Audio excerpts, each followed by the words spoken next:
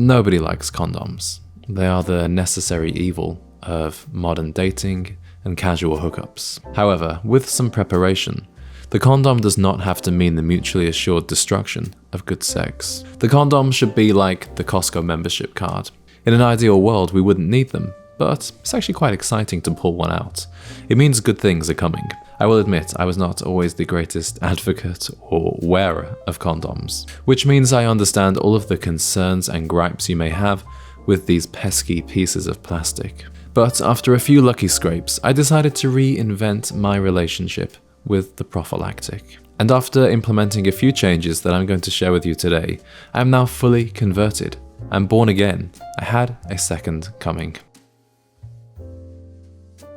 If you know about style, you'll know that off-the-rack sizes like a 32 long or a 38 regular seldom fit you exactly as they should, as with clothes, as with condoms. If your experiences have been limited to one or two varieties of the best-selling brand or the condoms they give you for free on a college campus, it's time to broaden your horizons. To get the fit right, you must measure your member. Measure both the length and the circumference. Just don't borrow your tailor's tape measure for this.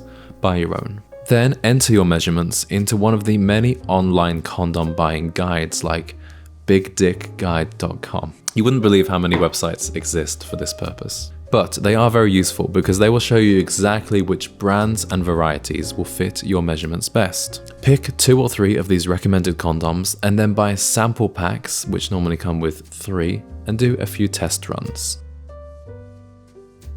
A reason many men feel performance anxiety or struggle to enjoy the sex as much when wearing a condom is because it's an unfamiliar sensation to them. The simple cure for this is to make the process very familiar. Practice masturbating with the condom. You will get used to putting it on and how it feels. If you've bought the right fitting condom, this should go smoothly and be a surprisingly enjoyable experience. In England, this is called a posh wank. However, if something's not quite right, it's too tight or it's too big, try one of the other varieties that you bought. Cycle through all of the different condoms that you've got, buy more if necessary until you find the right one. It should be surprisingly gratifying once you find the right fit and thickness. And once you do find the right one, continue with these practice sessions until it feels totally normal and pleasurable to you. That way, there won't be any feelings of disappointment or decreased sensation when you come to wrap it up for the real deal. One of the worst things about condoms is that they can dry things out for her. Although they come with a small amount of lube, relying on that is like bringing a single bottle of Perrier for a 6-hour hike in the Arizona mountains. Any gentleman who anticipates a stroke of luck now and then should keep a bottle of lube in his nightstand drawer and apply it as liberally as the governor of California hands out stimulus checks. But here is my extra tip, and this one's going to change your life. Apply said substance to your member before putting on his evening jacket. This keeps everything fun for you as well as her, even during extended sessions. Make sure it is a water-based lubricant and not Vaseline or some household item. There is a brand that I personally recommend, and I will leave the link in the description. Condoms should be stored like the certificate of your bachelor's degree. It's reassuring that you have one, but you don't need it on full display. The nightstand drawer is the place to keep them, but don't have a drawer stashed full of condoms. That makes you look sleazy.